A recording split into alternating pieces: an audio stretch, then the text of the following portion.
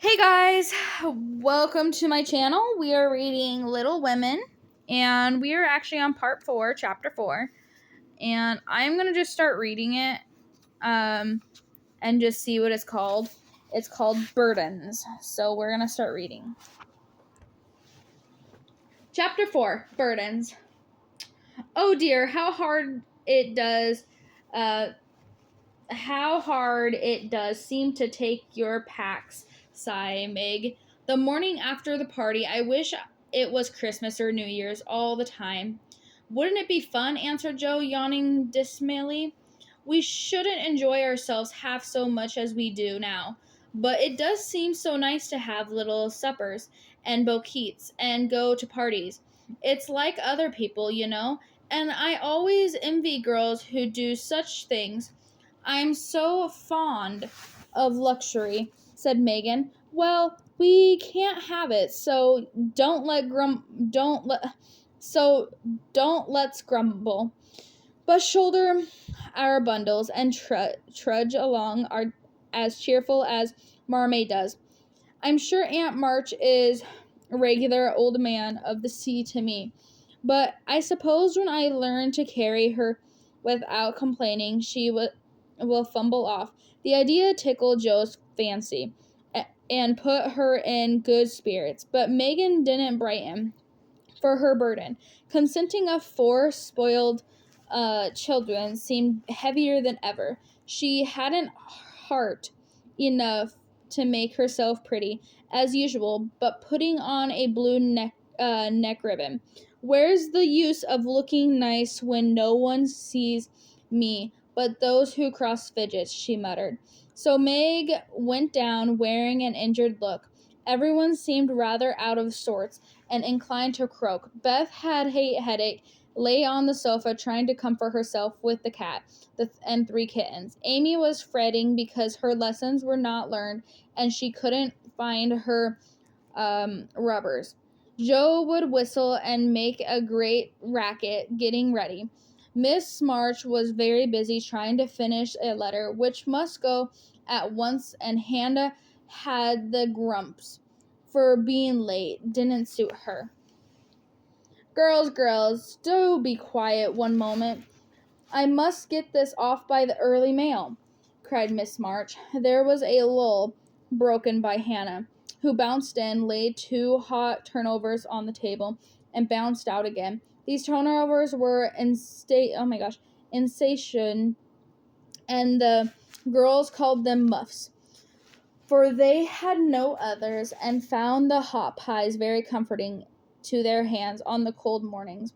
Hannah never forgot to make them, no matter how busy or grumpy she might be, for the walk, as long as bilk. The poor things got no other lunch and were seldom home before 3. Cuddle your cats and get over your headache, Bethy. Goodbye, Marmee. We are a set rascals this morning, but we'll come home regular angels. Now, then, Meg. And Joe tramped over, feeling that the pilgrims were not setting out as they ought to do. They always looked back before turning the corner, for their mother was always there at the window to nod and smile and wave her hand to them. When Mr. March lost his property in trying to help an unfortunate friend, the two eldest girls begged to be allowed to do something towards their own support. Margaret found a place as nursery governess. As she was fond of luxury, and her chief trouble was poverty. She found it harder to bear than the others because she could remember the time when remember the time when want any kind of unknown. At the King's she daily saw she wanted for the children's older sister to get just out, and Meg caught glimpses of daintily ball dress and bouquet, heard lively gossip about theaters and merry-making of all kinds. Joe happened to sue Aunt March, who was lame, and needed an active person to wait upon her. The childless old lady had offered to adopt one of the girls when the troubles came, and was much offended because her offer was declined. Other friends told the Marches that they had lost all chances of being remembered in the rich old lady's will, but the unwordly Marches only said, "We can't give up our girls for the dozen fortunes." The old lady wouldn't speak to them for a time, but happened to meet Joe at a friend's. Something in her commercial face, blunt mutters, struck to the old lady's fancy, and she proposed to take her for a companion. This did not suit Jo at all, but she accepted the place, since nothing better appeared, and to everyone's surprise, got a remarkable well with her rascal relative. I suspect that the real attraction was a large library of fine books, which was left to dust and spiders since Uncle March died. The moment Aunt March took her nap or was busy with company, Jo hurried to this quiet place and devoured poetry, romance, history, travels, and pictures like the regular bookworm. But like all happiness, it did not last long. A shrill voice called, "Josephine! Josephine!" and she had to leave her paradise and wind yarn, wash the poodle, and read Bessem's essays. Joe's ambition was to do something very splendid, and meanwhile she found her greatest affliction in the fact that she couldn't read, run, or ride as much as she liked. A quick temper, sharp tongue, and restless spirit was always getting her into scraps, and her life was a series of ups and downs. But the training she received at Aunt March's was just what she needed, and the thought that she was doing something to support herself made her happy. In spite of the uh, preparatory Josephine, Beth was too bashful to go to school, and she did her lessons at home. But her father, even when he went away, and her mother was called a devote her energy to the soldiers and societies. Beth was faithfully on by herself. She was a housewifely little creature and helped Hannah keep home neat and comfortable for the workers. Her little world was peopled imaginary friends. There were 6 dolls to be taken up and dressed every morning. Not one whole or handsome one among them, for when her sisters outgrew these idols, they passed to her. The forlorn fragment of dolentity had belonged to Jo, and having led a temptatious life, was left a wreck in the rag-bag, from which dreary poorhouse it was rescued by Beth. Having no top to its head, she tied it on a little neat cap, and with both arms and legs were gone, she hid these deficiencies by folding it in a blanket and devoting her best bed to the chronic invalid. She brought it bits of bouquets, and she read it oh my gosh, she read to it, took it out to breathe the air. She sang it lullabies and never went to bed without kissing its dirty face and whispering tenderly, "I hope you'll have a good night, my poor dear." Beth had her troubles as well as the others, and often wept a little weep because she couldn't take music lessons and have a fine piano. She loved music so dearly, tried hard to learn, and practiced away so patiently at the jingling old instruments. If anyone had asked Amy what the greatest trial of her life was, she would have answered, "My nose." When she was a baby, Jo had accidentally dropped her into a coal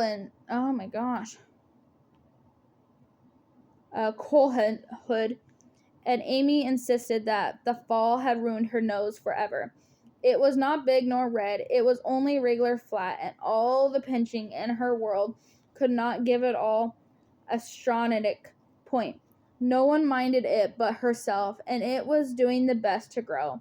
But Amy felt deeply the want of Greason's nose and drew whole sheets of handsome ones in to console herself.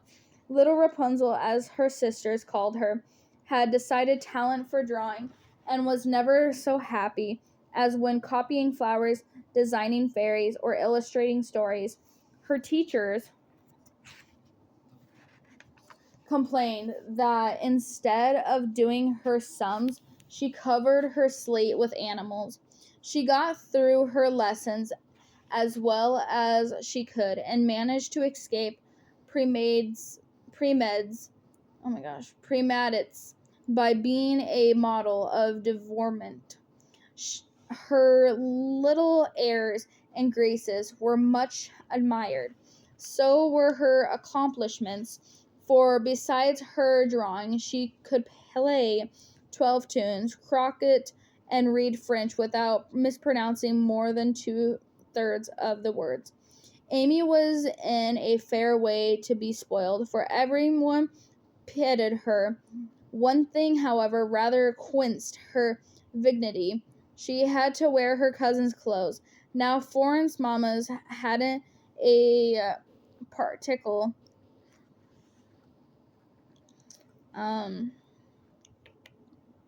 partial of taste, and Amy suffered deeply at having to wear a red instead of blue boat, unbecoming grown and fussy aprons.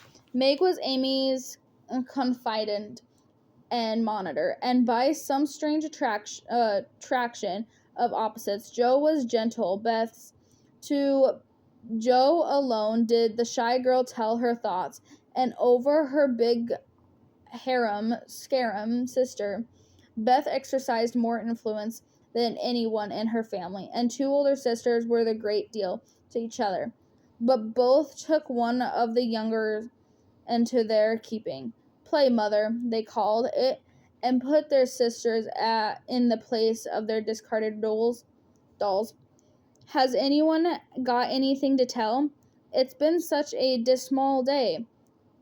I'm really dying for some amusement, said Meg, as they sat sewing together that evening. I had a queer time with Aunt today, began Jo, who dearly loved to tell stories. I was reading that everlasting Belham and droning away as I always do, for Aunt soon drops off, and then I take out some nice books and read like furry till she wakes up. I actually made myself sleepy, and before she began to nod, I gave such a gap that she asked me what I meant by opening my mouth wide enough to take a whole book at once. I wish I could and be done with it, said I.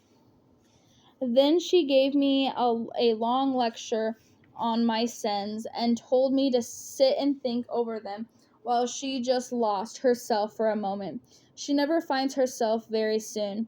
So the minute she cap began to bob, I whipped the Viscar and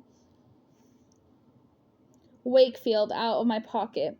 I just got to where all tumbled into the water when I forgot and laughed out loud. Aunt woke up and, being good-natured after her nap, told me to read a bit. I did my best, and she liked it, though she only said, I don't understand what it's all about. Go back and begin it, child. Back I went and made a prime roses as interesting as I could. Once I was wicked enough to stop in the thrilling place and says meekly, I'm afraid it tires you, Mamma. Shan't I stop now? She caught up with her knitting, gave me a sharp look through her specs, and said in her short way, Finish the chapter, and don't be imberent, miss. Did she own she liked it? As Meg, oh bless you, no. But she let old Belsham rest. And when I ran back after my gloves this afternoon, there was the oh my gosh. There she was, so hard at the vicar that she did not hear me laugh as I danced the jig in the hall. That reminds me, she said, that I've got something to tell at the King's today. I found everyone in the flurry, and one of the children said that her oldest brother had done something dreadful, and Papa had sent him away. I heard Miss King crying and Mr. King talking very loud, and Grace and Ellen turned away their faces when they passed me. I felt so sorry for them, and was rather glad I hadn't any wild brothers to do wicked things and disgrace the family. I think being disgraced in school is a great deal triggering than anything bad boys can do, said Amy. Sorry, guys. Oh my goodness. Is a great deal triggering than anything bad boys can do, said Amy. Susie Perkins came to school today with a lovely red cardinal ring. I wanted it dreadfully, and wished I was her with all my might. Well, she drew a picture of Mr. Davis with a monstrous nose and a hump, and the words, "Young ladies, my eye is upon you," coming out of his mouth in a balloon thing. We were laughing over it when all at once his eyes was on us, and he ordered Susie to bring up her slate. She was paralyzed with fright, but she went, and oh, what do you think he did? He took her by the ear, and led her to the reception platform, and made her stand there half an hour holding that slate so everyone could see. I saw something that I liked this morning, said Beth. When I went to get some oysters for Hannah, Mr. Lawrence was in the fish shop. A poor woman came in with a pail and mop, and asked Mr. Cutter if he could let her do some scrubbing for a bit of fish, because she hadn't any dinner for her children. Mr. Cutter was in a hurry and said no, rather crossly. So she was going anyway, when Mr. Lawrence hooked up a big fish with the crooked at the end of his cane and held it out to her. She was so glad she took it right in her arms and thanked him over and over. Oh, she did look so funny, hugging a big slippery fish and hoping Mr. Lawrence's bed in heaven would be airy. When they had laughed at Beth's story, they asked their mother for one, and she said soberly, as I sat cutting out blue flannel jackets today at the room, I felt anxious about Father. I kept on worrying till an old woman came in with an order for something. He sat down near me, and I began to talk to him. Have you sons in the army? I asked. Yes, ma'am. I have 4, but 2 were killed. One is prisoner, and I'm going to the other, who is very sick in Washington Hospital. You have done a great deal for your country, sir, I said, feeling respect now instead of pity. Not a mite more than I ought. Mama, I'd go myself if I was any use, as ain't. I give my boys and give them free. He spoke so cheerfully, looked at Censor, and seemed so glad to give his all, that I was ashamed of myself. I felt so rich, so happy, thinking of my blessings, that I made him a nice bundle, gave him some money, and thanked him heartily for the lesson he had taught me.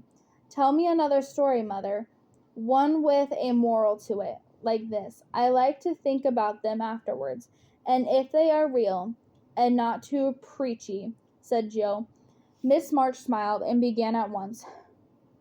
Once upon a time there were 4 girls who had enough to eat and drink and wear, kind friends and parents who loved them dearly, and yet they were not content. Here the listeners stole sly looks at one another and began to sew dignitily. These girls were anxious to be good, made many resolutions, but somehow they did not keep them very well, and were constantly saying, if we were only had this, or if we could only do that, forgetting how much they already had.